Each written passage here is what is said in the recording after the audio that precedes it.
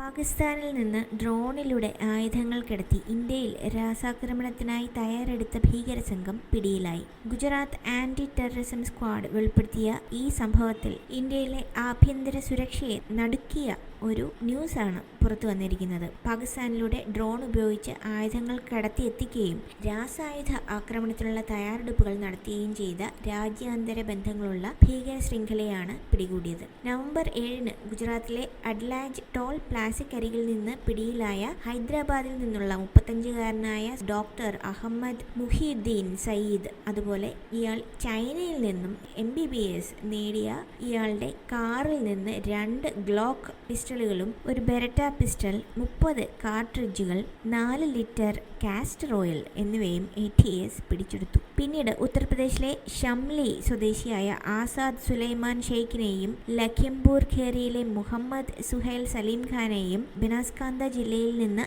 Arrest ചെയ്തു.